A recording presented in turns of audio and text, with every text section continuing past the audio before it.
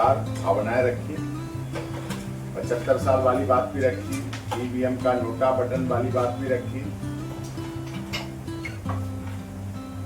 और election EVM में photo लगना चाहिए और चुनाव चिन्ह हटाकर फोटो लगे जिससे कि साफ तौर पे दिखे और ये सब चीजें हों। आडवाणी जी के 75 साल वाली भी बात का कहा, अजीत डोभाल जी इनके सब विचार डिटो हैं।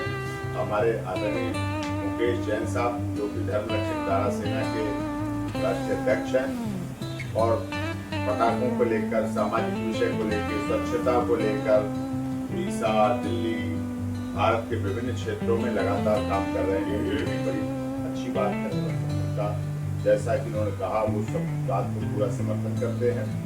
नारायण ने और अच्छा दिया, तिलक तराजू और तलवार रहेंगे होके एकाकार, फिर बाकी का भी होगा पूर्ण। ये रिफॉर्म नारा है और निश्चित तौर पर इसमें बदलाव और सुधार के साथ जो है इसमें सब तिलक तराजू और तलवार एक साथ होंगे, फिर बाकी सबका भी पूर्ण उद्धार भी होगा, विकास भी होगा, तभी सबका साथ सबका विकास, सबका विश्वास, सबके साथ न्याय की भावना मिल पाएगी। और ये जो उन्होंने सारा उद्देश्य किया है पूरी तरह से अच्छा है और जन जन में जाना चाहिए, देशव्यापी होना चाहिए। और आप सब प्रभु जी भी मीडिया के लोग हैं। अभी विगत दिनों कलकत्ता से 1500 किलोमीटर दूर से पुलिस आती है वेस्ट बंगाल से और गुड़गांव से शर्मिष्ठा पनोटी नाम के 22-23 साल की लड़की को उठा कर ले जाएगा। विचार अभिव्यक्ति की स्वतंत्रता, अगर उसने कुछ कहा तो उसने माफी भी मांग ली, सोशल मीडिया पर भी डाल दी, अपनी भावनाएं भी व्यक्त कर दी। उसके बाद भी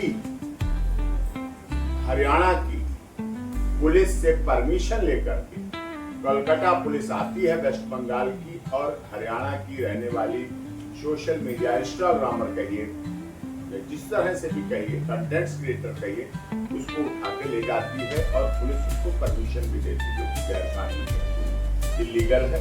इस तरह से ममता दीदी को 1500 किलोमीटर दूर तो पुलिस भेजने में अच्छा लगा। एक समय था, आपके सामने आप बहुत खुद की भी पत्रकार हैं, मुर्शिदाबाद जला, मुर्शिदाबाद के पास की वो स्टेशन, एक ही स्टेशन थी, पूरी भर गई लोगों से। हिंदू दलित लोगों की हत्या की गई, हिंदू दलित परिवारों की हत्या की गई, महिलाओं का बलात्कार हुआ, यौन शोषण हुआ। हिंदू महिलाओं को अपना जीवन बचाने के लिए वहां बुर्का पहनकर निकलना पड़ा, जो कि हमारे देश के इस संवैधानिक ढांचे को, जो आज हमने चर्चा की, डॉक्टर भीमराव अंबेडकर बाबा साहब विस्तार से बताया, संविधान निर्मात्री सभा के सदस्य थे। क्या जो लोग संविधान की बात करते हैं कि संविधान सुरक्षित होना चाहिए, संविधान रक्षा होना चाहिए, जब मुर्शिदाबाद में वो घटना हुई तब ममता दीदी वहां नहीं पहुंच पाई, पुलिस वहां नहीं पहुंच पाई। एक और उसी तरह से कल परसों जब देश के गृह मंत्री अमित शाह जी कोलकाता में रैली कर रहे थे, उसके बाद वहां जय श्री राम के नारे लगे, अपनी अपनी आस्था है, श्रद्धा है, जो भी जैसा जिसको मानता ही किया। और भाजपा का तो 2 से 200 और आगे का सिद्धांत रहा राम मंदिर लेके, और देश की सुप्रीम कोर्ट ने अयोध्या के श्री राम मंदिर का निर्माण के लिए दिया सिग्नल। वहां पर पुलिस, वेस्ट बंगाल की पुलिस बोल रही है कि अभी तो तुमने दिन में श्री राम बोल लिया, रात होने दो, रात को देखते हैं फिर तुम्हारा क्या होता है और क्या करना है। तो ये ऐसी भावनाएं भी ममता दीदी को वहां बैठ के देखनी चाहिए।